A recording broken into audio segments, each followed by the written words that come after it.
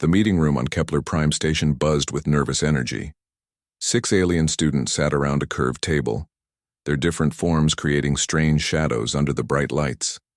Crystal-like beings called Zephyrians hummed softly to themselves. The gas-based nebulans floated in special containers that kept their forms stable. Rocky silicon creatures known as Korathi clicked their stone fingers against the metal surface. Professor Vexhai entered the room, his 4 arms carrying data tablets. His blue skin had patches of darker blue that showed his excitement. This was the biggest teaching moment of his career. For the first time in galactic history, students would study the most dangerous planet known to exist. "Welcome to Project Deathworld," he said, his voice carrying through the translation devices each student wore. "You have been chosen from thousands of applicants. Today you will meet beings from Earth." A Zephyrian student named Shardsinger made a sound like breaking glass. "Professor, our research shows that 3 survey teams died trying to study this planet. How can any life form survive there?" Vexhai smiled, showing his sharp teeth. "That is exactly what you will discover. Let me introduce your first subject." The door opened and a young human walked in. He looked completely ordinary. Brown hair, average height, wearing simple clothes. He carried a water bottle and had some kind of small device in his ear. The alien student stared at him with confusion. "Hello, everyone," the human said with a friendly smile. "I'm Jake Turner. I'm 19 years old and I study engineering at Colorado State University." Wind Whisper, a Nebulan student, spoke through his translation unit. "Forgive me, but where is your protective equipment? Your armor? Your breathing apparatus?" Jake looked puzzled. "Protective equipment? I don't need any. This station has a great atmosphere. Actually, it's a bit thin for my taste, but it's fine." The aliens exchanged worried looks. The station's atmosphere was considered rich and thick by galactic standards. Most species needed breathing help to handle it. Stonemind, a Korathi student, leaned forward. "You mentioned you study engineering. What kind of structures do you build on your world?" "Oh, normal stuff," Jake said, taking a drink from his water bottle. "Buildings, bridges, roads. I'm actually interested in earthquake-resistant design. Colorado gets some decent shakes, and California, where my girlfriend lives, gets really big ones." "Earthquake-resistant?" Shardsinger's crystal body flashed bright. Red, which meant fear. "Your planet's surface moves while you live on it?" Jake nodded like this was perfectly normal. "Yeah, tectonic plates shift all the time. Sometimes the ground moves a few feet in a few seconds. You have to build things that can handle it. My girlfriend Lisa lives right on the San Andreas Fault. She says you get used to feeling the ground shake." Professor Vexhai made notes on his tablet. The students looked terrified. Their homeworlds were geologically stable. The idea of living on a surface that could move without warning was like living inside an active volcano. "Tell them about your morning routine, Jake," the professor suggested. "Sure," Jake said cheerfully. "I get up around 6 and go for a run, usually about 5 miles, maybe 6 if I'm feeling good. Then I grab breakfast and head to class." Wind Whisper's gaseous form turned a sickly yellow-green. "You said 5 miles for exercise. How is this possible under your planet's gravity?" Jake looked confused again. "Earth's gravity? It's just normal gravity. 1G. Everyone runs there.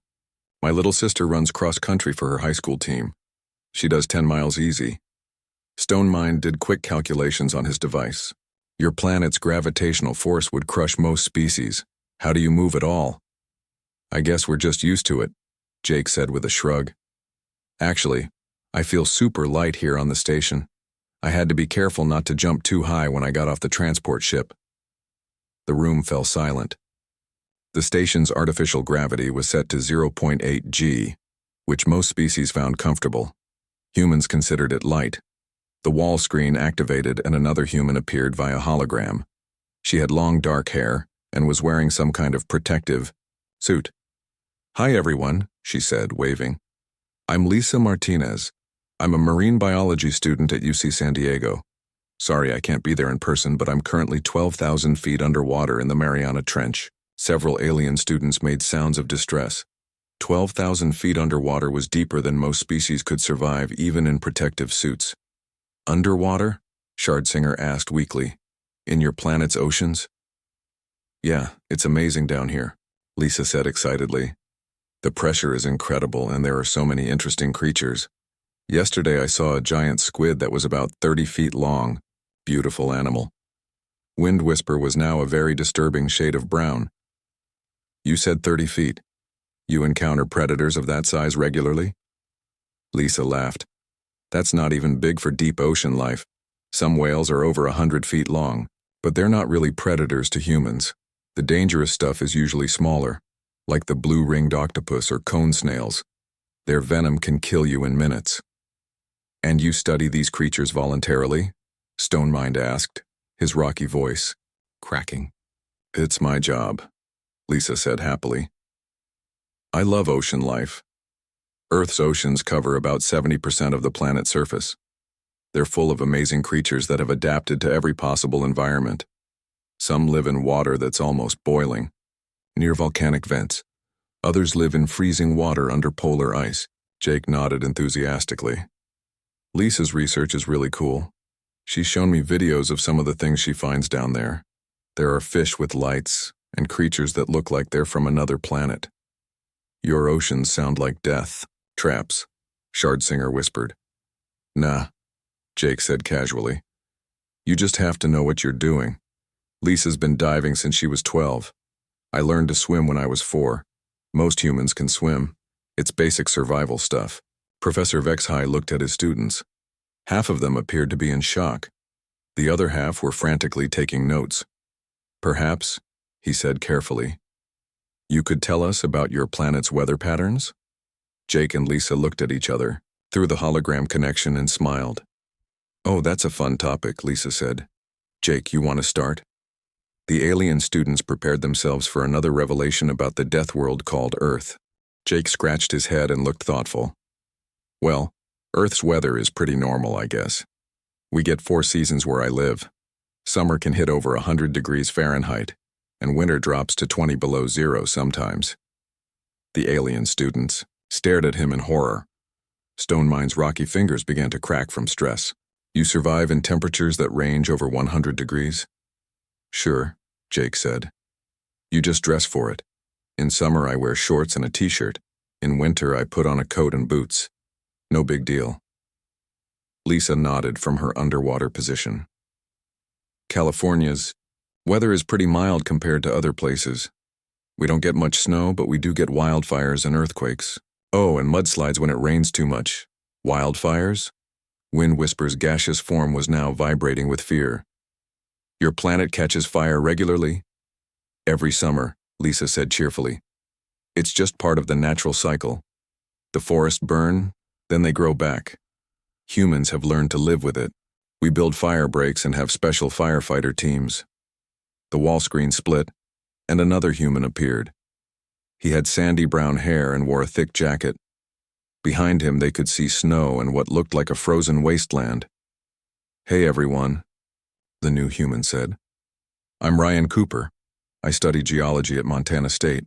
Sorry I'm late, but I was collecting samples from the Yellowstone volcanic region. Shardsinger made a sound like shattering crystal. Volcanic region? You go near active volcanoes? Ryan laughed. Yellowstone's a supervolcano, actually. It's overdue for an eruption. When it goes off, it'll probably change the climate for the whole planet.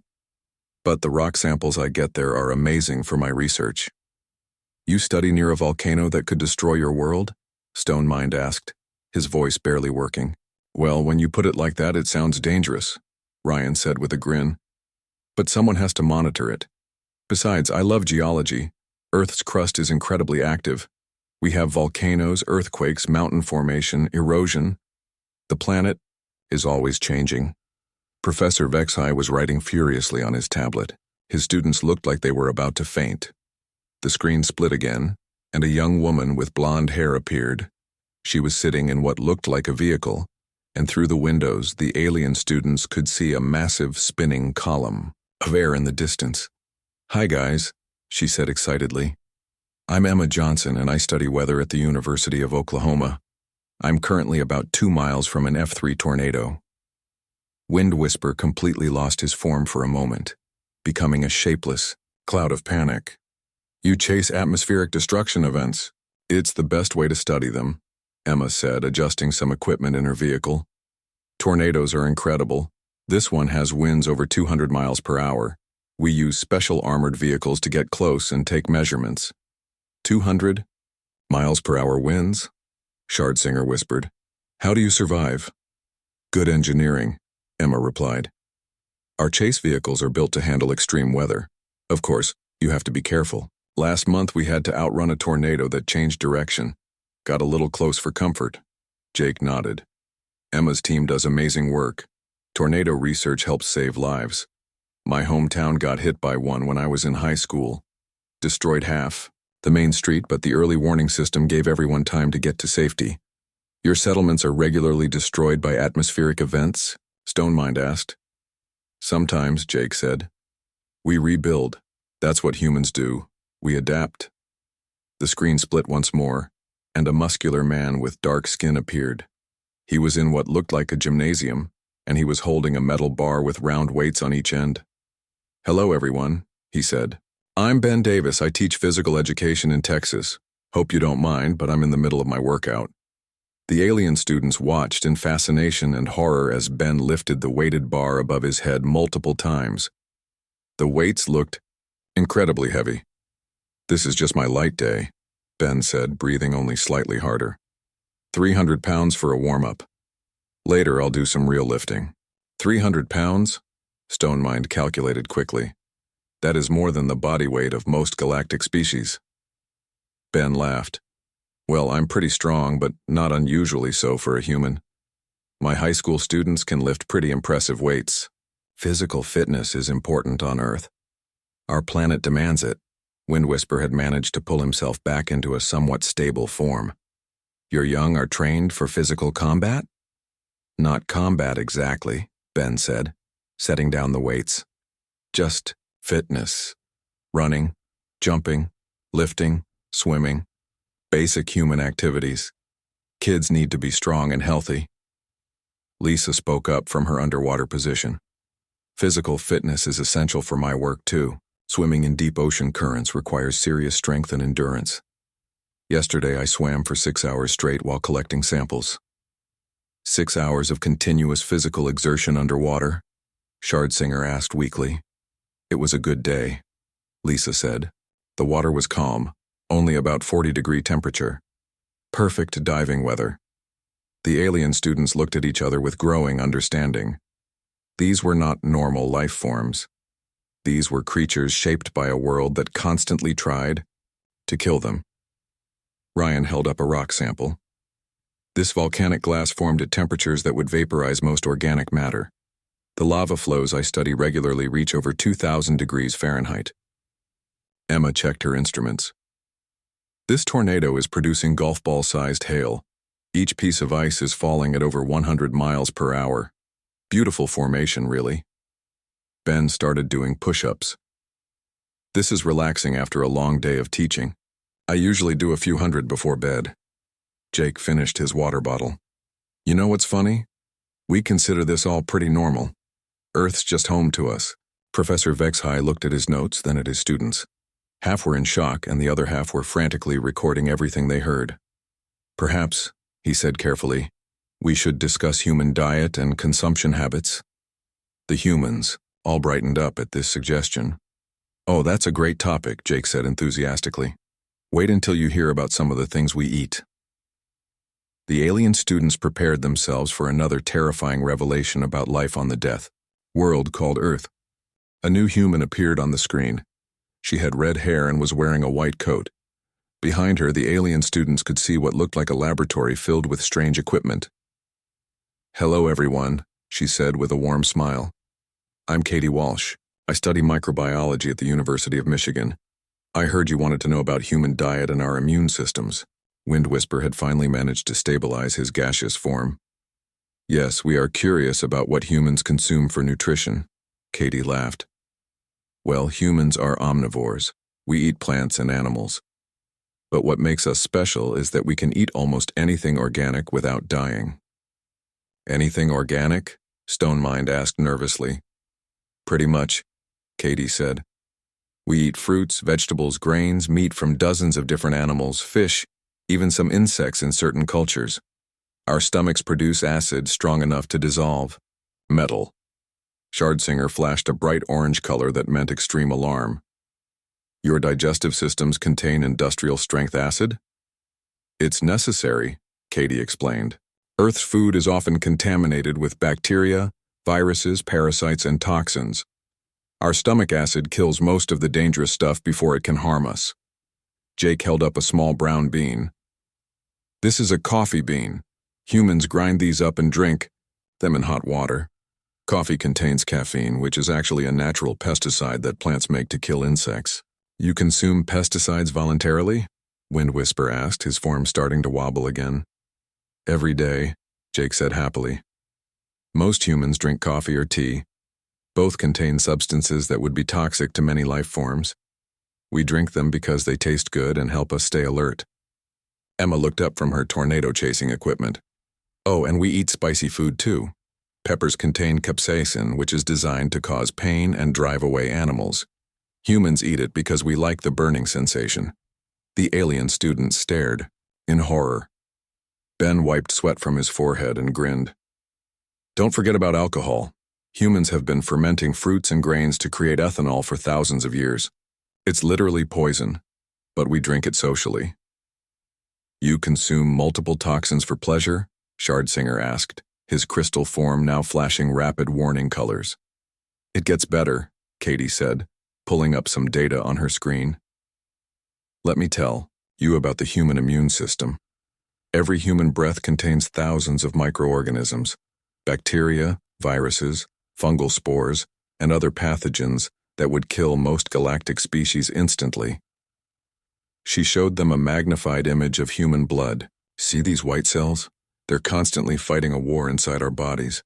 Every human contains an army of specialized cells designed to identify and destroy invaders. Stonemind did calculations on his device. According to this data, a single human contains more active biological warfare than most planets experience in centuries. That's about right, Katie said proudly. Our immune systems have to be incredibly strong because Earth's biosphere is so aggressive. We're constantly exposed to diseases that would wipe out entire civilizations. Lisa's voice came from her underwater position. Speaking of diseases, I should mention that I'm currently recovering from a cold. The alien students looked confused. Professor Vexahai checked his medical database and his blue skin went pale. A cold, he said slowly. According to Galactic medical records, is caused by rhinoviruses that have a 90% fatality rate among surveyed species. Lisa laughed. Really? For humans, it's just a minor annoyance. Runny nose? Maybe a little tired for a few days. I'm still working normally. You are currently infected with a planet-killing pathogen and consider it a minor inconvenience? Wind Whisper asked, his voice barely working through the translator. Humans get sick and recover all the time, Katie explained. We're exposed to so many pathogens that our immune systems are constantly adapting. What doesn't kill us makes us stronger. The screen split again and a man with a thick beard appeared. He was standing in what looked like a frozen wilderness with snow falling around him. Hey folks, he said calmly. I'm Alex Thompson. I teach wilderness survival in Alaska. Katie asked me to show you some basic human survival skills. Survival skills? Shardsinger asked weakly. Sure, Alex said. Let me show you how to make fire. He pulled out 2 sticks and began rubbing them together rapidly. Within minutes, smoke appeared, then small flames. Humans can create combustion with basic tools, he explained. Fire gives us heat, light, and lets us cook food to kill parasites. We've been using fire for hundreds of thousands of years. Alex held up what looked like a piece of bark. This is birch bark. In an emergency, humans can eat it for nutrition. We can also eat grass, certain roots, insects, and even some tree sap. You can consume plant matter that is not food? Stonemind asked. Humans are incredibly adaptable, Alex said. We can survive in environments from Arctic tundra to tropical jungles to desert wastelands. Give a human basic tools and they can make shelter, find water, create fire, and locate food almost anywhere. Ryan looked up from his volcanic samples. Alex is being modest. Humans have lived in every possible environment on Earth. We build cities in deserts, on frozen tundra, in swamps, even on the edges of active volcanoes. Emma nodded enthusiastically. We've adapted to every climate zone on the planet. Humans live in places where the temperature never rises above freezing and in places where it never drops below 100 degrees. Ben finished his push-ups and stood up. The human body is designed for survival. We can run for hours, lift incredible weights, survive extreme temperatures, fight off diseases, and heal from injuries that would kill most species. Katie pulled up another chart. Here's something interesting. Human children are regularly exposed to dirt, germs, and minor injuries as part of normal development. What other species would consider child endangerment we call building immunity. Jake nodded. I broke my arm twice as a kid, had chickenpox, measles, and probably a dozen other infections. All normal childhood experiences. Your young are deliberately exposed to pathogens and physical trauma, Wind Whisper asked, his form now a very disturbing shade of purple. It's how we get strong, Jake said simply. Earth doesn't give us a choice. We adapt, or we die. Professor Vexhai looked at his students. They were all staring at the humans with a mixture of awe and terror. Perhaps, he said carefully, we should discuss human psychological resilience? The humans all smiled at this suggestion. Oh, that's a fascinating topic, Katie said. Wait, until you learn about human stress responses and mental conditioning. The alien students prepared themselves for what they were beginning to realize might be the most terrifying revelation yet about these impossible creatures from the Deathworld. Two new humans appeared on the screen. One was a woman with short black hair wearing casual clothes, and the other was a man with glasses sitting in what looked like a library. Hello, everyone, the woman said with a friendly wave. I'm Megan. Foster and I study psychology at Columbia University in New York. This is my colleague, Chris Martinez, from the same program. Chris adjusted his glasses and smiled. We heard you wanted to learn about human mental resilience. This should be interesting. Wind Whisper had managed to pull himself into a more stable form, though he was still a concerning shade of gray. Yes, we are curious about how human minds cope with living on such a dangerous world. Megan nodded thoughtfully. Well, humans have developed some unique psychological adaptations. We actually seek out stress and danger as a way to build mental strength. You deliberately expose yourselves to psychological trauma? Shard Singer asked, her crystal form flickering between colors. In controlled ways, yes, Chris explained. We call it stress inoculation. Humans regularly put themselves in challenging situations to build confidence and resilience. Jake held up a small device. Like video games. Humans play games that simulate combat, survival scenarios, and problem-solving under pressure. Kids start playing these when they're very young. Your children train for warfare through play? Stone Mind asked, his rocky voice cracking with shock. Not exactly warfare, Megan said.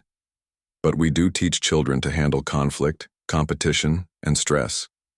Human children play games like hide-and-seek, which simulates predator-prey scenarios. They play tag, which involves chasing and being chased. They climb trees, jump from heights, and test their physical limits. Emma looked up from her tornado data. Don't forget sports. Humans compete in physical contests where the goal is to defeat opponents. Football, boxing, wrestling, martial arts. We literally train to fight each other for entertainment. The alien students looked horrified. Ben wiped sweat from his workout and grinned. Sports teach valuable lessons. How to handle pressure, work as a team, push through pain, and accept both victory and defeat. You train your population for combat as recreational activity? Wind Whisper asked weakly. Combat training is everywhere in human culture, Chris said. Military forces, police, martial arts schools, even fitness programs, based on military training. Humans voluntarily pay to be shouted at and forced through extreme physical challenges. A new human appeared on screen. She had brown hair pulled back and was wearing what looked like medical clothing. Hi, everyone, she said calmly. I'm Rachel Green. I work as a nurse in Atlanta, Georgia. I heard you were discussing human psychology. Yes, Professor Vexhai said, making notes frantically. We're learning about human stress responses. Rachel nodded. Well, I work in the emergency room, so I see human stress responses every day. People come in after car accidents, heart attacks, violent injuries, severe burns. What amazes me is how often they stay calm and even make jokes while we treat them. Humans use humor as a coping mechanism during life-threatening situations? Schardzinger asked. All the time, Rachel said. Last week I treated a construction worker who fell 3 stories and broke multiple bones. While we were setting his leg, he was making jokes and asking about getting back to work. Katie spoke up from her laboratory. That's actually a documented human trait. We use humor, anger, and even aggression to cope with extreme stress. Our brains are wired to function under pressure. The screen split again, and another human appeared. He had graying hair and was wearing a military uniform. Greetings, he said formally. I'm Colonel Tyler Roberts. I teach military history at Virginia Military Institute. I understand you're studying human psychological adaptation. Yes, Stonemind said nervously. We are trying to understand how humans cope with constant danger. Colonel Roberts smiled grimly. Humans have been perfecting the art of warfare for thousands of years. Every generation has faced conflicts that would destroy weaker species. We've learned to not just survive violence, but to excel at it. Your species has a history of organized violence? Wind Whisper asked, though he seemed afraid of the answer. Continuous warfare for our entire recorded history, Tyler said matter-of-factly. Humans have developed weapons, tactics, and strategies that become more sophisticated with each generation. We study past wars to prepare for future conflicts. Chris leaned forward. But here's what's interesting psychologically. Humans don't just fight external enemies. We deliberately create artificial challenges to test ourselves. We climb mountains that could kill us, explore caves that could collapse, dive to depths that could crush us. Why would you voluntarily face death? Schardzinger asked, her form now flashing rapid warning patterns. Megan smiled. Because overcoming fear makes us stronger. Humans who face their fears and survive become more confident and capable. We have sayings like, what doesn't kill you makes you stronger, and no pain, no gain. Alex appeared from his frozen wilderness location. Humans actually enjoy challenging themselves. I teach survival courses where people pay money to be dropped in the wilderness with minimal supplies. They do it for fun. They pay to be abandoned in hostile environments, Stonemind calculated. Frantically. For entertainment. Extreme sports are very popular, Emma said, checking her weather instruments. Humans jump out of aircraft with fabric parachutes, climb vertical rock faces, surf ocean waves that could drown them, and race vehicles at deadly speeds. Ben nodded enthusiastically. Physical challenges build character. My students love obstacle courses, endurance runs, and strength competitions. The harder the challenge, the more proud they are when they complete it. Rachel spoke from her hospital. I've treated injuries from every extreme sport you can imagine. Broken bones from skiing, cuts from rock climbing, burns from firewalking, hypothermia from polar swimming. And most of these people can't wait to go back and do it again. Your species seeks out activities that cause injury? Wind Whisper asked, his form now a deeply disturbing brown color. Humans learn through experience, Katie explained. We test our limits constantly. Every human child learns by trying dangerous things, falling down, getting hurt, and trying again. Jake held up his hand, showing a small scar. I got this when I was 8 years old trying to build a tree fort. Fell out of the tree and cut my hand on a sharp branch. My parents cleaned it up and told me to be more careful next time. Your guardians allowed you to continue dangerous activities after injury? Schardzinger asked. Of course, Jake said. That's how we learn. Children who are protected from all danger grow up weak and afraid. Earth doesn't allow weakness. Colonel Tyler pulled up historical data. Human warfare has driven rapid technological advancement. We invented better weapons, which led to better armor, which led to better weapons again. This cycle has continued for millennia. Each generation of humans becomes more dangerous than the last, Chris observed. We build on the knowledge of previous generations, constantly improving our ability to survive and fight. Professor Vexhai looked at his students. They were all staring at the humans with expressions of pure terror. Perhaps, he said very carefully, we should discuss the implications of these adaptations for galactic civilization.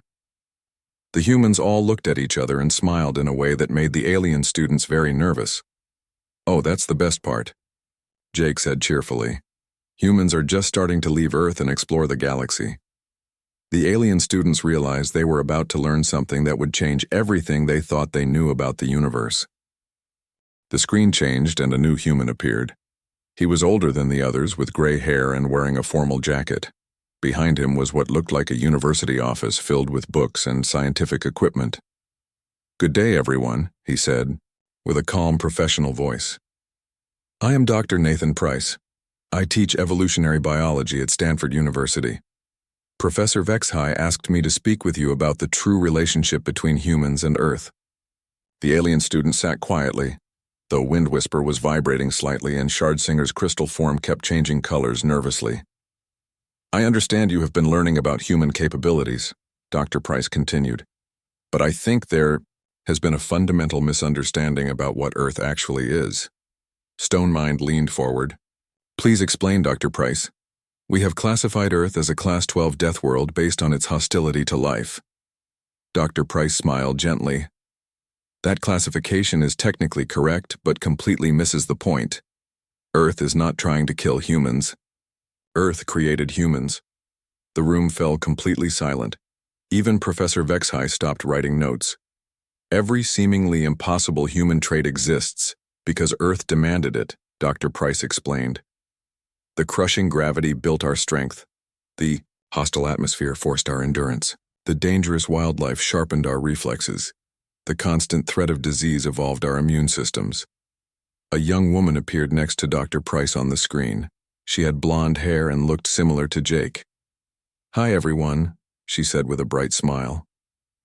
"I'm Sophie Turner, Jake's sister. I study philosophy at the University of Colorado. Dr. Price asked me to help explain the philosophical implications of human evolution." Jake waved at his sister. "Hey, Sophie, these are the alien students I told you about." Sophie nodded seriously. "What my brother and his friends have been showing you isn't a list of human superpowers. It's a graduation certificate from the most demanding university in the galaxy." "Graduation certificate?" Wind Whisper asked weakly. "Earth is a 4 billion-year-old training program," Sophie explained. "Every species that has ever lived there either adapted to become stronger, faster, smarter, and more resilient, or they went extinct. Humans are the current graduates." Dr. Price pulled up a chart showing human evolution. "Consider this. Humans evolved from small, weak primates. Over millions of years, Earth's challenges forced us to develop tool use, language, cooperation, abstract thinking, and incredible physical endurance. But the most important thing Earth taught us," Sophie added, "is that we don't fear death, because we live with it constantly. Every human grows up knowing that life is dangerous and temporary. This makes us incredibly difficult to intimidate or defeat." The screen split, and a woman in a military uniform appeared. She had short, dark hair and wore insignia that the alien students didn't recognize. "Greetings," she said formally. "I am Captain Diana Lewis of the Earth Space Force. I'm originally from Ohio, but I now command the exploration vessel Frontier." Professor Vexhai's skin turned very pale blue. "Space Force? Humans have organized military forces in space, Captain?" Lewis nodded.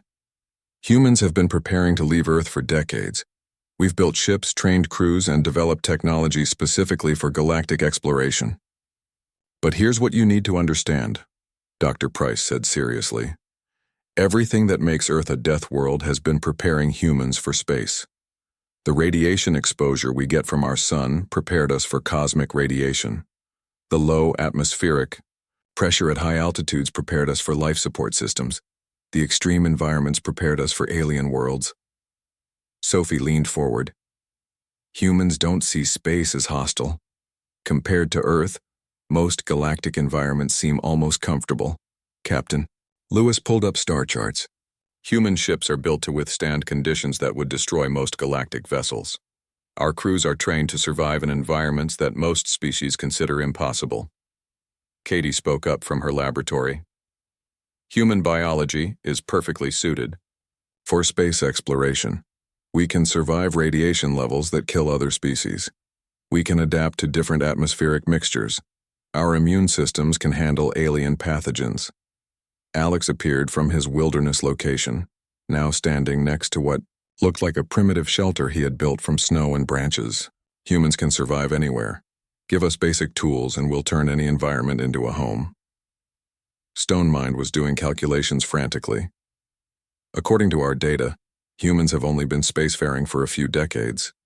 How advanced could your technology be? Captain Lewis smiled grimly.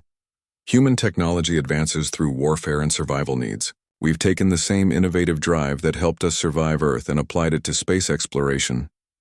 Ben looked up from his exercise equipment. Every human military has been preparing soldiers who can fight in any environment. Now we're training them for zero gravity, hostile atmospheres, and alien worlds. Colonel Tyler appeared on screen.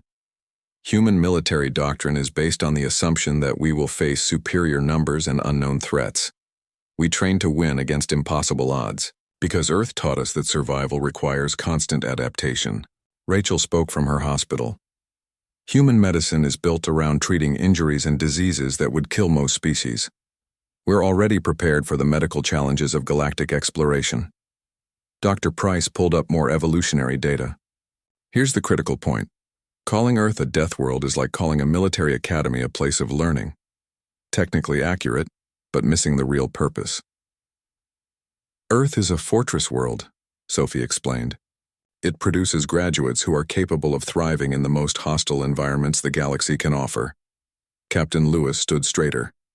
Humans are not refugees fleeing a dangerous planet.